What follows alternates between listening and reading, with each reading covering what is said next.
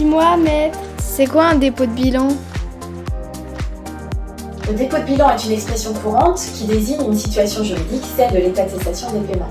C'est la situation dans laquelle se trouve un professionnel lorsqu'il ne peut plus payer ses dettes arrivées à échéance avec son actif disponible, en gros sa trésorerie. Il doit le déclarer au tribunal dans un délai de 45 jours, on dit qu'il dépose le bilan, en réalité ses comptes, selon le formulaire que vous retrouverez en description.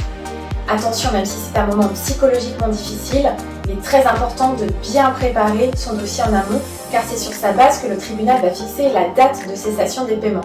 Or, plus cette date remonte dans le temps, plus le dirigeant encourt un risque de sanction. Cette déclaration sert à demander l'ouverture d'une procédure collective qui va permettre de mettre en œuvre toutes les mesures possibles pour sauver l'entreprise.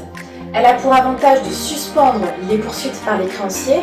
En revanche, elle a pour inconvénient que si les débats devant le tribunal sont confidentiels, l'ouverture de la procédure fait l'objet d'une information publique, ce qui affecte l'environnement de l'entreprise puisque ses partenaires vont alors savoir qu'elle fait l'objet de difficultés financières.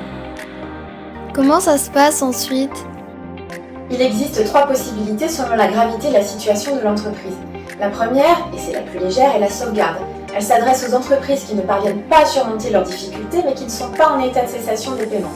Le dirigeant saisit le tribunal, qui fixe une période d'observation de 6 à 18 mois et désigne un administrateur judiciaire qui va assister le dirigeant dans la gestion de l'entreprise, vérifier ses dettes et réaliser un bilan économique et social pour étudier les possibilités de la rétablir. Si l'entreprise a des possibilités sérieuses d'être sauvegardée, le tribunal adopte un plan de sauvegarde qui réorganise l'entreprise sur une période maximale de 10 ans. Si à l'inverse, elle apparaît comme étant déjà en état de cessation des paiements, la sauvegarde est convertie en redressement judiciaire. Le redressement judiciaire intervient donc quand les difficultés montent en grade. Il peut être demandé par le dirigeant, mais également par un créancier ou par le procureur.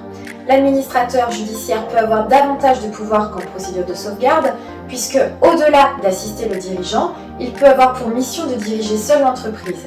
Il procède également au licenciement économique urgent des salariés, il vérifie les créances déclarées et effectue le bilan économique et social. Si l'entreprise est viable, le tribunal adopte un plan de redressement qui réduit et ou étale ses dettes sur une période maximale de 10 ans, voire vend certains de ses biens.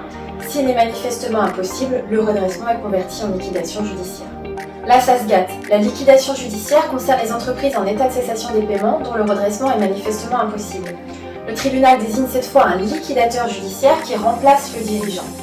Il vend les biens de l'entreprise, récupère les sommes dues, licencie les salariés et règle les créanciers qui peuvent l'être. À l'issue des opérations de liquidation, la société est dissoute. Mais avant d'en arriver là, et parce qu'il vaut mieux prévenir que guérir, il existe heureusement des solutions.